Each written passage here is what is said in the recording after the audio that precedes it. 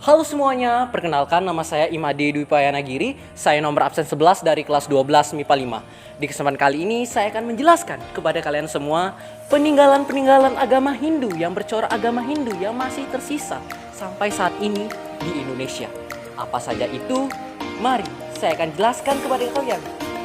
Saksikan cuplikan video berikut ini. Ini Wawan. Dia sedang membaca buku sejarah peninggalan agama Hindu yang ada di Indonesia. Tapi dia terlihat sedang bingung. Entah bagaimana dia bisa bingung. Dipikir-pikir, kenapa ya peninggalan sejarah Indonesia makin lama makin hilang, tidak dipedulikan, terus mulai hilang juga dari pandangan masyarakat. Gimana ya cara ngatasinnya? Apa ya yang masih tersisa? Terus apa emang yang dilakukan pemerintah untuk mengatasi kerusakan ini? Ternyata Wawan sedang bingung tentang kerusakan peninggalan yang ada di Indonesia. Pokoknya aku harus ikut melestarikannya. Dan ya, Wawan memilih untuk membantu melestarikan peninggalan Indonesia. Tapi bentar. Terus aku harus mulai dari mana? saat Wawan bingung, ada seorang pemuda atau mas-mas yang lewat dan Nani? Watashi? Ih, wibu. Boleh minta tolong nggak? wibu. Tak tolong apa? Bantu aku dong buat melestarikan peninggalan itu. Oh itu. Oke, akan kujelaskan. Wibu datang mengatasi semuanya. Tapi proses ini panjang dan melelahkan. Oke. Untuk yang pertama yang akan saya jelaskan adalah Candi Lor. Candi Lor sendiri adalah peninggalan agama Hindu yang ada di Jawa Timur, tepatnya di Nganjuk. Nah, Candi Lor ini dibangun pada tahun 937 Masehi oleh Empu Sindok, di mana Candi Lor ini melambangkan suatu perjuangan dari Empu Sindok melawan pasukan dari Melayu. Kemudian Empu Sindok dibantu oleh penduduk sekitarnya. Nah, Empu Sindok sangat mengapresiasi perjuangan dari penduduknya. Maka dari itu, untuk menembus atau menghormati hal tersebut, Empu Sindok membangun Candi Lor di daerah Nganjuk, Jawa Timur.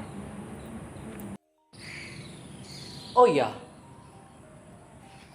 kondisi dari Candi Lor ini saat ini adalah, kalian bisa lihat tadi di foto, fotonya adalah rusak-rusak, candinya itu rusak-rusak, yang dimana masih tersisa hanyalah batu bata yang hancur.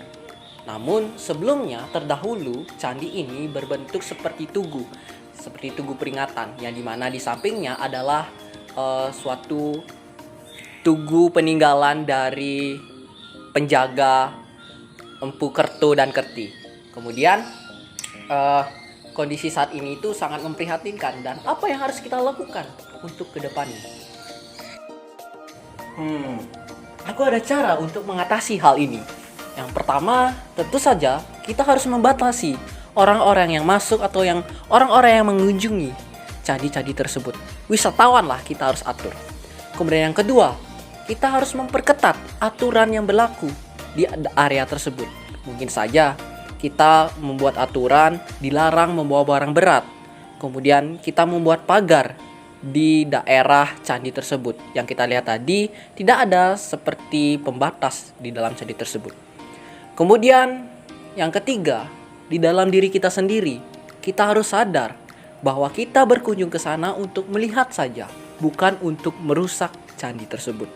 Kita lihat dan melestarikan dan mengembangkan, dan kita ceritakan kepada cucu kita nantinya.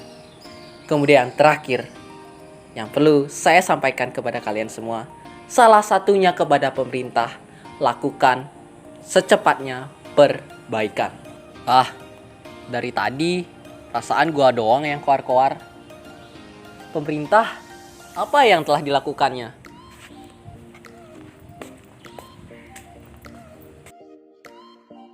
Apa? Kamu berbicara dengan pemerintah?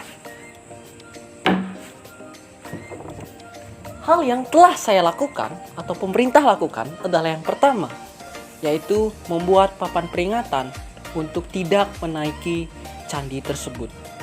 Kemudian, hal yang perlu kita lakukan atau pemerintah lakukan itu yang kedua adalah melakukan penjagaan ketat, yang dimana ada petugas kebersihan, keamanan untuk mengawasi hal-hal yang tidak baik di daerah tersebut.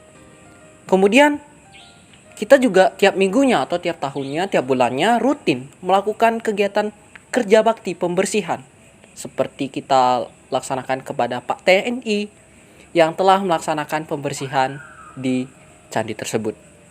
Ya, itu saja yang telah kami lakukan oleh pemerintah. Oke, untuk candi yang kedua yang akan saya jelaskan adalah Candi Badut. Yang dimana Candi Badut ini terletak di daerah Tidar, Malang, Jawa Timur. Oke. Candi Badut ini dibangun pada 760 Masehi.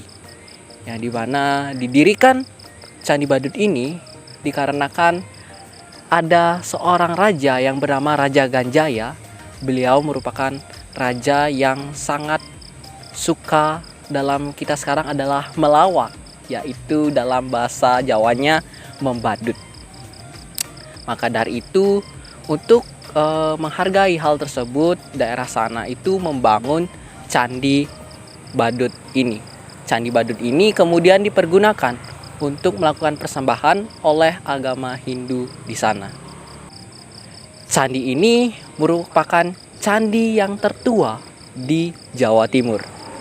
Oke, kondisi Candi Badut terkini atau saat ini adalah tetap kokoh yang bisa kita lihat pada gambar.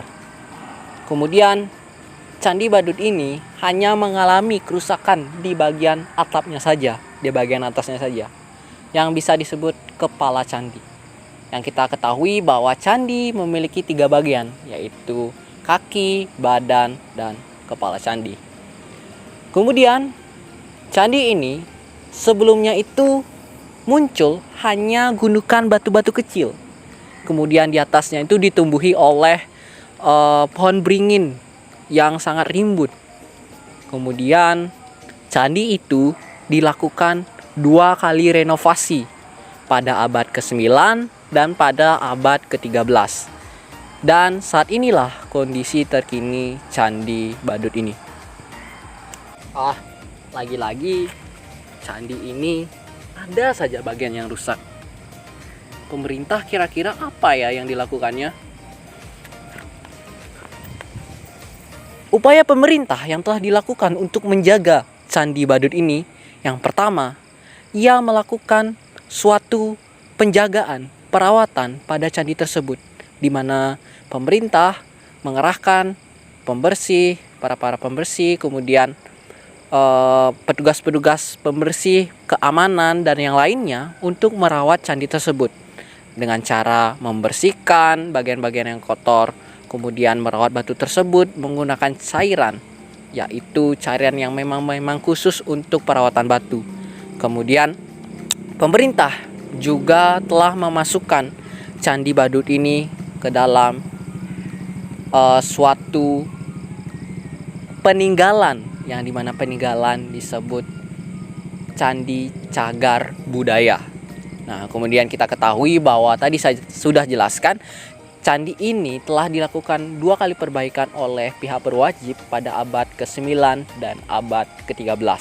Itu hal yang telah dilakukan oleh pemerintah. Boleh upaya pemerintah. Nah, kita juga harus turun tangan untuk mengatasi hal tersebut, atau kita memberilah masukan untuk pemerintah dan untuk diri kita sendiri. Hal yang perlu kita lakukan, yang pertama, untuk menyarankan diberikan suatu pengawet yang lebih pas pada batu tersebut, agar tidak terjadinya suatu pengikisan atau kehancuran dalam batu tersebut.